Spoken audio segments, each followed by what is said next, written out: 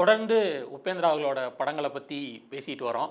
இன்னைக்கு எதை பற்றி பார்க்கலாம்னா, அவரோட படங்களில் அவரோட டைரக்ஷன் வந்து எவ்வளோ கிரேசியாக இருக்கும், அண்ட் அவரோட ஆக்டிங் வந்து எவ்வளோ எக்ஸென்ட்ரிக்காக நடிப்பார். இதெல்லாம் வந்து நம்ம போன வீடியோஸ்லாம் பார்த்துருக்குறோம். ஆனால் ஒரு காலகட்டத்துக்கு அப்புறமா அவர் நிறையா ரீமேக் படங்கள் பண்ண ஆரம்பித்தார். இன்னும் சொல்லப்போனால் அதெல்லாம் ரொம்ப ஒஸ்ட்டு ரீமேக் படங்களாக தான் இருந்தது. குறிப்பாக சொல்லணுன்னா பிதாமகன் படத்தை ரீமேக் பண்ணியிருப்பாங்க. ஈவந்தோ அது கர்நாடகாவில் ஒர்க்காக இருந்தது, அவங்களுக்கு அது வந்து ஒரு நல்ல படமாக தெரிஞ்சுது அப்படின்னாலுமே, நம்ம அதை விட ஒரு சூப்பர் பெட்டர் வெர்ஷனை இங்கே தமிழில் பார்த்ததுனால அந்த ரீமேக் வந்து நமக்கு பெருசாக ஒர்க் அவுட் ஆகலை. அதில் உபேந்திரா அவர்கள் வந்து விக்ரம் பண்ண கேரக்டர் எடுத்து பண்ணியிருப்பார். அண்டு சூர்யா பண்ண கேரக்டரை இப்போது ஜெயிலுக்கு போயிட்டு வந்தார் தர்ஷன் டி பாஸ், அவர் தான் பண்ணியிருப்பார். அதை வந்து கொஞ்சம் அவங்க ஊருக்கு ஏற்ற மாதிரி கொஞ்சம் லவுடராக கொஞ்சம் மியூசிக்லாம் வந்து வேறு மாதிரி ஆட் பண்ணி அதை கொஞ்சம் கமர்ஷியலைஸ்டாக கொஞ்சம் பண்ண ட்ரை பண்ணியிருப்பாங்க. இதுவுமே கமர்ஷியல் படம் தான், பட் இது ஒரு கிளாசிக் டச் இருக்கும்ல, அது வந்து அங்கே கொஞ்சம் மிஸ் ஆகிற மாதிரி நமக்கு ஃபீல் ஆகும். அது ஏன்னா நம்ம அதை விட ஒரு பெட்டர் வெர்ஷனை இங்கே பார்த்துருக்குறோம். அதே போல் தான் அஜித் அவர்களோட வரலாறு திரைப்படத்தை அங்கே ரீமேக் பண்ணியிருப்பார், காட்ஃபாதர் அப்படிங்கிற பேரில். அதுவுமே வந்து இங்கே இருக்கிற அளவுக்கு அங்கே இல்லாத மாதிரியான ஒரு ஃபீல் நமக்கு தரும். ஈவன் ஒரு காலகட்டத்தில் இந்த கன்னட சினிமாவில் நம்ம ஊர் படங்களை ரீமேக் பண்ணுறேங்கிற பேரில் எப்படிலாம் சொதப்பி வச்சாங்கங்கிறத நம்ம ஊர்லேருந்து கிண்டல் பண்ணிட்டுருந்தாங்க. அவங்க ஊர்லேருந்து எடுத்து நம்ம எந்தெந்த படங்கள்லாம் இங்கே ரீமேக்குங்கிற பேரில் கிண்டி வச்சோம் அப்படிங்கிறத அவங்க ஊரில் ட்ரால் பண்ணிட்டுருந்தாங்க. அந்த டைமில் இந்த மாதிரியான படங்கள்லாம் வந்து பல பேர் ட்ரால் பண்ணுறதை பார்க்க முடிஞ்சுது. ஆனால் அவரோட ரீமேக் படங்களில் ரொம்ப முக்கியமான அட்டெம்ப்ட் அப்படின்னு நான் எதை சொல்லுவேன்னா, நம்ம ஊரோட ரத்த கண்ணீர் படத்தை உபேந்திரா ரீமேக் பண்ணார் 2003.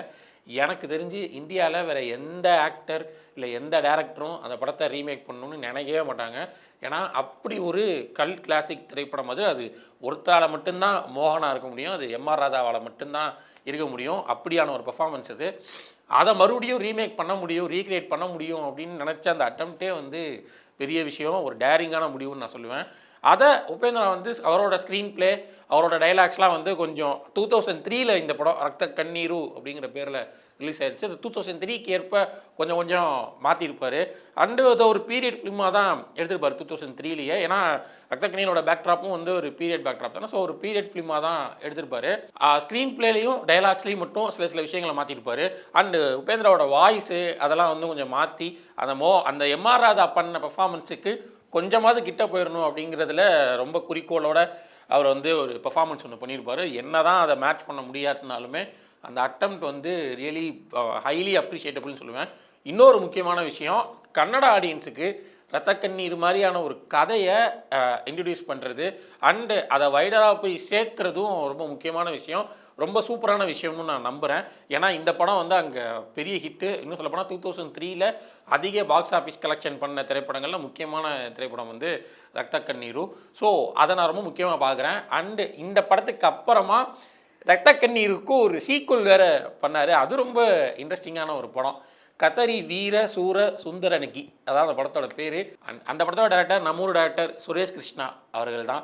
இந்த படத்தோட கதையை மட்டும் சொல்லிடுறேன், கண்டிப்பாக இந்த படத்தை ட்ரை பண்ணி பாருங்கள். என்னதுன்னா, உபேந்திரா வந்து ஒரு டானாக இருப்பார். அவர் வந்து ஒரு ஒரு ஸ்டார்டிங்லேயே வந்து அவர் வந்து இறந்து நேர சொர்க்கத்துக்கோ நரகத்துக்கோ போகணும்ல. அப்போ அவர் நேர சொர்க்கத்துக்கு போவார்.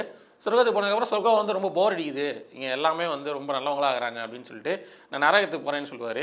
ஆனால் ஒரு சின்ன ஒரு காம்ப்ளிகேஷன் இருக்கும். என்னதுன்னா, இவர் என்ன தான் டானாக இருந்தாலும் இவர் எந்த வித நல்லதும் பண்ணல, எந்த விட கெட்டதும் பண்ணல. ஸோ இவரை சொர்க்கத்துக்கு அனுப்புகிறதா நரகத்துக்கு அனுப்புகிறதா அப்படிங்கிற கன்ஃபியூஷன் அங்கே மேலோகத்திலே இருக்கும். ஸோ இந்த கேப்பில் உபேந்திராவுக்கும் அங்கே இருக்கிற இந்திரா அப்படிங்கிற பொண்ணுக்கும், அதான் சொர்க்கத்தில் இருக்கிற இந்திரா அப்படிங்கிற பொண்ணுக்கும் லவ் ஆயிரும். ஸோ இப்போது அந்த இந்திராங்கிற பொண்ணு வந்து அங்கே இருக்கிற சொர்க்கத்தில் இருக்கிற அந்த தேவதைகள் அந்த மாதிரியான ஒரு பொண்ணுல. ஸோ நீ இவளை கல்யாணம் பண்ணணுன்னா 10 நாள் நீ வந்து இவ கூட கீழே பூமியில் வந்து இருக்கணும்.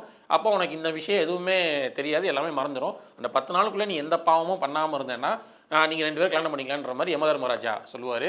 அதுக்கப்புறம் என்ன ஆகுதுங்கிறது தான் இந்த படத்தோட கதை. அண்ட் இதில் அந்த டான் சொன்ன உபேந்திரா கேரக்டர், அதோட அப்பாவா ரத்த கண்ணீர் மோகன் இருப்பார். ஸோ அதுக்கு ஒரு ஸ்பிரிச்சுவல் சீக்குவலாக தான் இந்த படத்தை ட்ரீட் பண்ணியிருப்பாங்க. அண்டு இந்த கத்தரி வீர சூர சுந்தரனிக்கியில் இன்னொரு சிறப்பான விஷயம், அம்பரீஷ் வந்து யமனா நடிச்சிருப்பார். அந்த ஊரில் பெரிய ஆர்டிஸ்ட் அவர். ஸோ அவர் வந்து யமனா நடிச்சிருப்பார்.